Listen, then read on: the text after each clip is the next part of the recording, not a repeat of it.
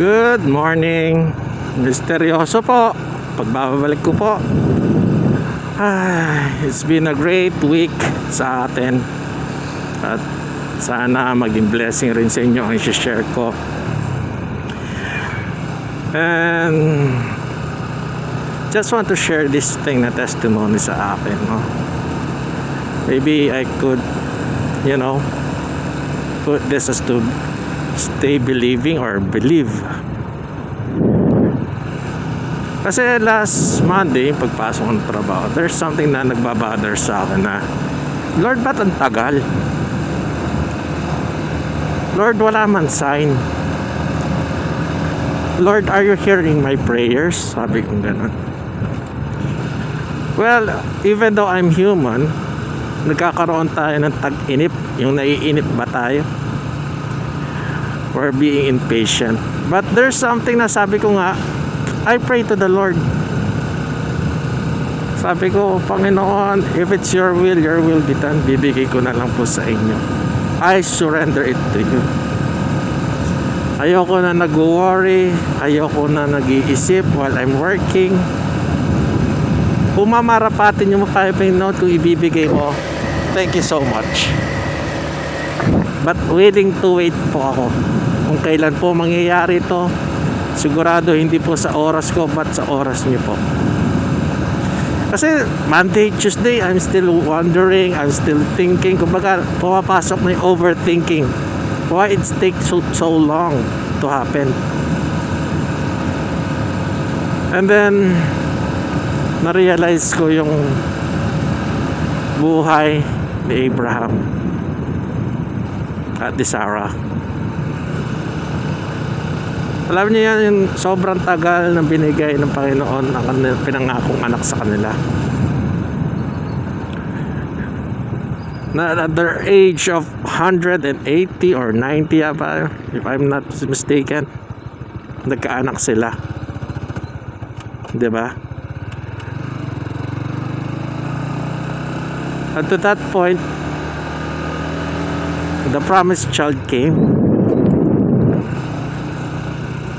There's something na nagkasala si Abraham. Nagkaanak sa iba, hindi kay Sarah. Sabi ko, taon rin yun. Years rin yun. Biglang natulog ako. Wednesday, natulog ako. God showed me something na sabi ko nga, God will answer my prayer. I need a strong faith to hold on to. Pagkagising ko sa umaga, nanalangin ako and say, thank you God for showing me that dream. Thank you Lord for giving me this strength to hold on. I will stay in faith that someday, somehow, in your time, it will happen. My dreams will come to pass. Grabe, ang sarap ng panaginip kong yun. Well, kung isi-share ko, it will take time. Paano?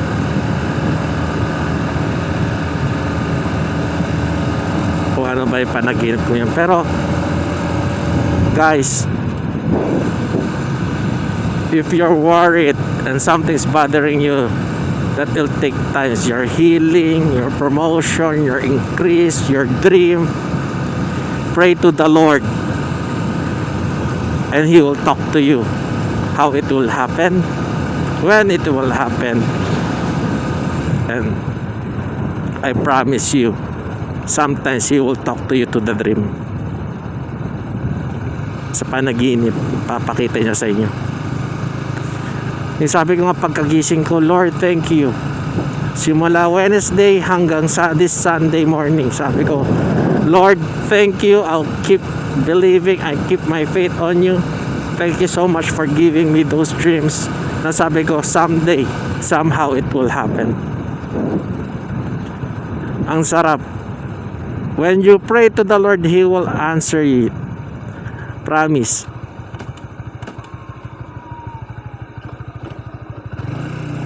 biruin mong napagising ako sa umagang, umiiyak ako, sabi ko, thank you Lord, thank you so much.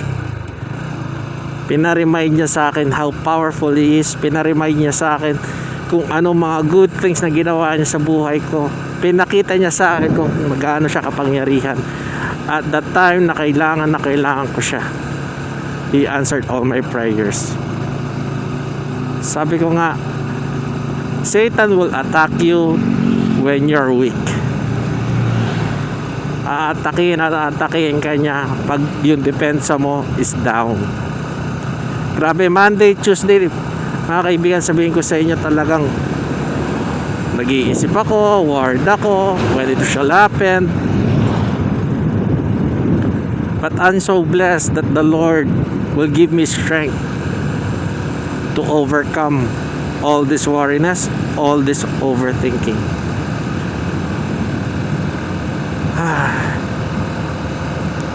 Well, mga kapatid, if you're when you're in trouble, when you're in worry stage, or when you're in a big problem like katulad ng healing ganyan, pray to the Lord.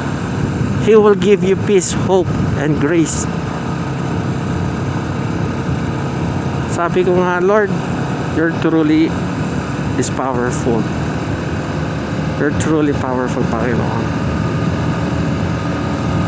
Pinalangin ko, nanalangin lang ako to say thank you. Lord, thank you so much for everything. Grabe. He will give you peace. He will give you joy. All of a sudden, sabihin ko sa inyo, mga kaibigan, when God works into your life, when God speaks, para kang bagong panganak, na alam mo, no one can set you down. Sabi nga sa Bible, no weapons are formed against me will prosper. You have the Almighty God. You have Him, and you don't need to worry. He will do great things into your life. If you ask God, pray for it. When you pray for it, expect it will happen. Don't ever lose hope. Don't overthink. Take your time. Read your Bible. Trust the Word of God. Sabi ko nga ganun eh. Everything will come to pass, but His Word will stay forever. Kaya kahit ano man sabihin ng mga tao,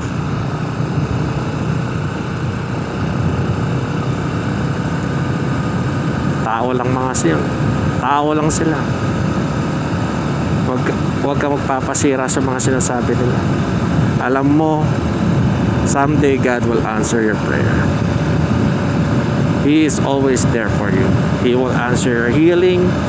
He will answer your dreams. He will answer your financial problem. Remember this, mga kaibigan.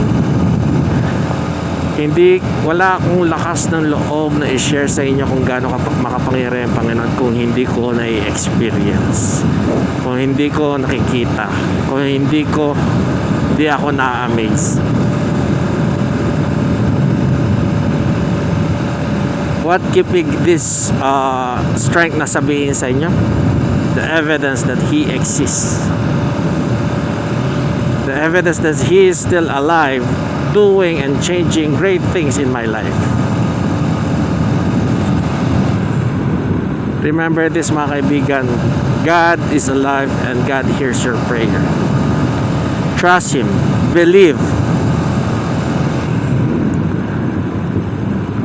Alam nyo, ang sarap sa pakiramdam i-share sa inyo yung na-experience ko this week. Kasi alam ko, I believe in something they called miracle. Sabi nga ni Berwin every miracle starts with a big problem.